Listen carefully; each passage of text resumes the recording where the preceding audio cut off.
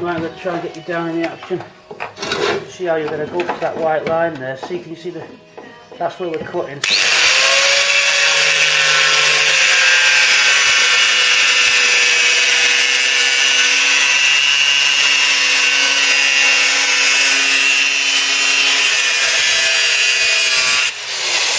Just on it. I'll carry on making those cuts along. But you can't watch for this, I need two. We take you right into the action. Whoops, whoops, gloves. Don't mess around with these grinded discs. You're just gone, man. It's just over. Your fingers are just on the floor. Even with these, you've got to be careful. Grip it so.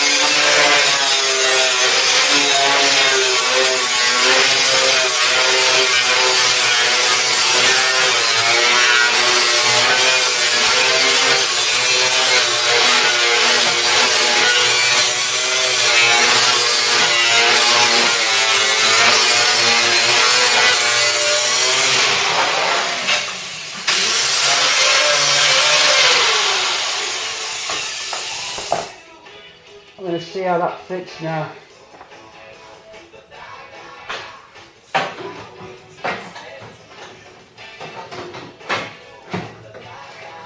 A little nail to take off it.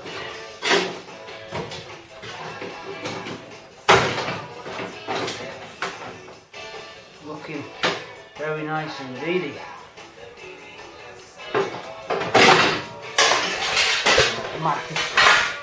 A little bit off. We're out of blade, so we just start. What we're going to do now, we're going to start just fine tuning this in so we've got a milli gap. We can get the butt weld in. Get a nice butt weld on. Right, I'm running my finger along the inside of the sill where it meets the new floor sill edge and making sure that that stays straight. I'm only doing it by feeling it, just with the finger on my thumb. That stays straight all the way, so that is flush. Okay, it's been gripped with the clamps, the lip, the outer lip, which you spot weld after. That's gripped with a clamp. Hold on, can you see? So you got your clamps on. There's the gap for the butt weld to go. Just a couple of mil gap there. So that's just free to move around.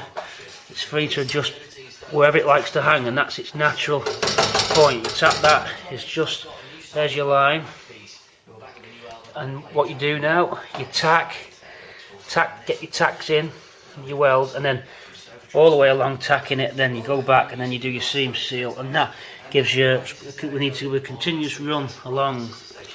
Once that's on, you'll have a solid floor edge, which we can then start to patchwork quilt the way in. It's, you know, some people would rip the floor pans out, but if you've got some big work, you're going to have to get second-hand floor pans, pick all the edge up. There's no guarantee you'll get a clean edge as you will with that nice clean piece of metal. What I might do off an old floor pan is I might cut this piece out because that's a complex shape to form. So I might get a floor pan, cut it out, and then drop that piece in, attaching it to there, so that all becomes one. That's what we'll probably do with that. We're going to line this up now. That's going to fit in there like that. See, starts to become a structure again. Okay, your inner sill goes between this gap. Now that's a mil because it's mil sheet. It's going to kick the sill out 1 mil. Okay, and put it under a little bit of tension, but that's all right. There's not a problem with that. It's only 1 mil. It's going to curve the sill out just a touch. and the other side's done that way, it actually creates more of a tension, which is what I want. It'll actually be more rigid. Not much in it really, you know. So you can see that line's parallel. There's a little bit there where the disc must have just wandered. It's not much, it's the weld fills that up. So there you go. That's the new floor edge with your floor mounting position there. That back piece, as you can see, is pretty bad there. Don't like that at all. When I lifted that spar and cut that spar, I found that disaster. Previously I just thought there was this corner to repair. There's not. I need a piece for that, a floor pan, because it's got a complex curve up to the this advert's fucking piss off. Fuck off. Sorry, I hate that advert. Okay, so now we can actually hear ourselves think. That stupid new radio channel I've found plays good music then ruins it every other song with an advert. I can't stand them bastards. I have to self-bleep myself out here because I'm doing editing. Right, sorry. It fits the floor pan that I'm going to have to get. Okay, so need a bit of floor pan in there. I don't like the look of that because you've got that, there's a wishbone, not a wishbone, there's like a fork chassis section which supports the back axle trailing arms, I think, and that looks like it's held on with some pretty hefty welds there. You can see those indentations. I don't know whether I've got to drop that piece out, put the floor pan in, then reattach it. Now it's going to need a new chassis piece anyway, so it looks like I need a floor and chassis section for that. For now though, to keep the pace going, I'm just going to carry on doing this, otherwise we're going to come to a dead stop. So let's get this in and then worry about that as a separate piece, otherwise the whole thing becomes overwhelming. So that's the plan, bit at a time, section at a time. It's important to do that with your project, because if you don't and you try and think of too much at once, your brain will just try and defend itself and say, I can't do that job. You're much better off concentrating on one job at a time and imagining this as the whole job. So saying, right, I'm going to make a really good job of just this area, and once you've made a really good job of just that area, then you move to the next area. The only time you can't do that is if one area directly affects the other and holds you up. So if that's the case, then you've got to go to a different part of the car. If you don't do that, you may find yourself getting overwhelmed. It happens to me. Before I was thinking of just calling it a day for tonight, because I just felt I couldn't cope with it. I've been on it non-stop for quite a while, and I just thought, I don't know how I can do it. But I think that's normal for that to happen. It's, you know, you get tired and you start to doubt yourself whether you can do it.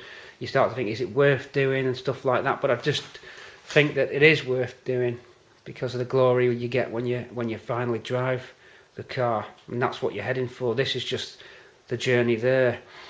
I don't even like that word journey anymore. It's been used on these reality TV show programs. They've ruined the word. It's a cliche word now, but you know, the obstacles you've got to get through for the final glory, if you will, and that's what we're heading for with this. Okay, you may come up against cash, parts, time. It's all against you, isn't it, all the time? And there's a lot of people doing the projects aren't as lucky. In my respect, I've got a good amount of time spare in the evenings, so I'm able to crack on, and so far I've got the motivation and the drive. I hope that I can continue the pace. Okay, so we're going to get the welder set up now. Okay, we're seam welding in now. A bit of smoking Joe going on, but we've got a nice seam in that's penetrating both sides. The kind of weld you're looking at there, continuous bead. Well, I've infilled. It's got a nice continuous bead that'll grind down nicely. It should disappear, and you won't even see the join on that one. So there's a little bit of smoke on the water there, so I've got to it's getting a bit fumy. So we're gonna just open up the main shutter and get some smoke out. Just let those fumes go down. I should have my mask, so I'm going to get my mask, I think. I've got a full breathing mask there, so I'll pop that on actually. I didn't notice those fumes. It's the underseal on the other side. Do a wire brushing a bit more off, really. We'll let those fumes subside and then we'll carry on. But yeah, it's gone on alright. Nice floor actually. Right, finished for the day. It's 12:30. It's now gone into Wednesday.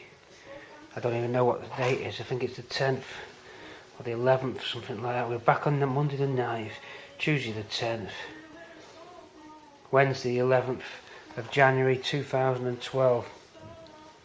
This is the sill back in position again. Now we're checking how the welding went, and as you can you see that nice even gap there where the two surfaces will meet? Our welds are in, we can grind flat. Our welds are in, we can grind flat. This can be put back, because remember that was taken off to do the floor. There's this patch here which we need a panel for. We're going to have to get that, I think we'll get that from Craig. And we've got some work to do at the back there. That's the worst area of the car when it was discovered, because this door was non-existent. I just could punch a hole through this door.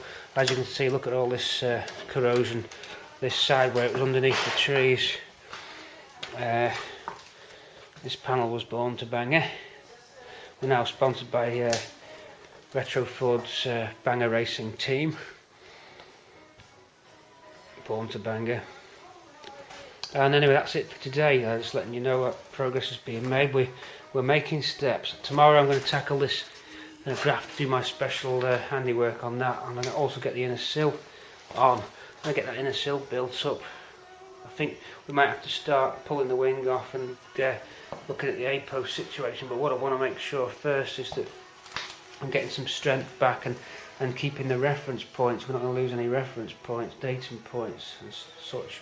So there's a little bit of working out how we're going to do it, what job's next, bearing in mind there's some panels we're short of, and we'll keep on going at it bit by bit. We'll just nibble away. Eventually we'll have a solid floor pan and solid bulkhead, and then we can either look at the back end of the car or we can look at the front end of the car. As discussed, the roof will be last. I'm sure there'll be hidden issues on the way. There's some chassis rails, there's a lot of chassis rail work to do. We may be flipping the car on its side to do that, but that would be last, simply because of the structure. I don't want to distort anything. There's a long road ahead, but we'll keep on going. We're in this deep now, we may as well keep going. So slowly we'll get there. That's it for tonight. Signing off.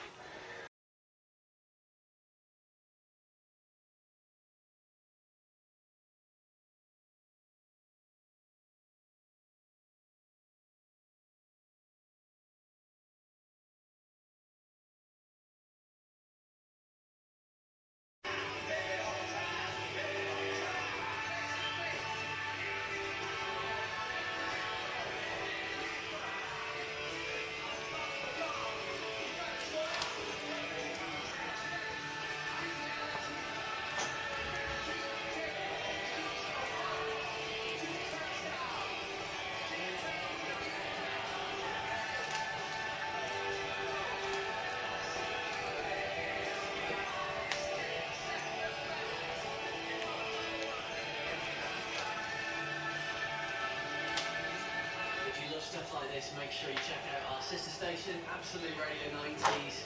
We play a hell of a lot of it. In excess, baby, don't cry. I'll be kicking off the no repeat guarantee on Absolute Radio 90s tomorrow morning at 10 o'clock. Tomorrow across you till midnight tonight, right then. So, do you ever go to a gig? The date, I think, is the 11th of, was it the 12th? The days are getting long now. I'm losing track of the days now. Spending all my time inside the car. I'm even living and eating inside the car. We've set up camp inside the car. One day is blurring into the next, becoming undecipherable. I've been spending long hours behind the wheel. Sometimes 12, sometimes 15 hours, and I still can't sleep. Oh my God. This video is not for those of a nervous Cortina disposition. Are you ready for the worst revelation yet? Yes, you thought the bulkhead was bad. Yes, you thought the chassis was bad. Yes, you thought the inner rails were bad. You were shocked when the rear wing got detached. Absolutely amazed when you saw the gutter rails. but this will turn you cold, just like all the rest of those banger Cortinas. Here we have one bulkhead meets A-post meets hinge, bonnet hinge meets A-panel meets inner wing. Gone, gone, gone, gone, gone. All those interconnect with each other, all those need each other to be aligned. Everything, perhaps with the exception of the inner wing, we could do away with that. We're going to have to repair the bulkhead, not a problem, got the panel. But to add insult to this, the steering column surround front panel, which is a well-known rot spot anyway, has gone. So we've got to approach this in the correct way. It's enough to put you off, it won't put me off, we're too far in now. We will build it, we will rebuild. Okay, what should we start with first? We need to remove the A-panel. We don't want to disturb the alignment between the roof pillar and that A-post. So we've got to get this off the A-post, okay, leaving the A-post hanging in mid-air. We do that by taking these spot welds off down the front of this A-post. Can you see those spot welds? There's 1, 2, 3, 4, there's about 12 on there. We'll take those off. We then take these spot welds off, what's left of them, because there's not a lot left. Let's get the light, we're having trouble seeing. Hold on, light coming on now. Alright, so do you want to know where we are? I'll tilt back a bit because it becomes a bit confusing. It's easier to look at it when you stood a bit back on video. Follow that torch beam just about. So what's left of the spot welds there? Okay, that'll loosen up the A-panel. There's nothing holding it on at the top anymore, and then it's held onto the inner wing there, and then it's held onto what's left of the bulkhead floor there. So we would then remove that panel there, okay? We then will be leaving this hanging in midair. That stays to the very last moment. We're going to take out, obviously, the A-panel's also attached to this. Unfortunately, this is what makes it hard work, is that it's attached with some spot welds somewhere around here. It's patched in. Then what would we do? Well, then we'd have that off, then we'd cut the bulkhead out, and then we'd work out a way of grafting in the new bulkhead and floor piece to that. Big job, major operation, much worse than the other side, because that was all complete on the other side. So need to do that, so that once that's all put back together, bar the inner wing, which doesn't get touched till last, we'll be able to fit and repair the sill area, which means we can then continue back where we were earlier on, up with the sill, but we can't connect the sill up till all this is boxed off. So this now affects that, which affects that. So the whole thing, you've got to decide how you're going to work it. We don't want to disturb anything. The dashboard will support the A-pillar, so it's not too bad, but I don't want to lose the relative position of these hinge pins. See, they're giving me some index and datum points. So let's have some further investigation now, get the wire brush on it and see where everything's held together. Big job, major job, but let's just see how difficult it actually is. It might look worse than it is. It could be 10 times worse than it looks. I'll start letting you know in a minute. I'm going to start picking it all apart now.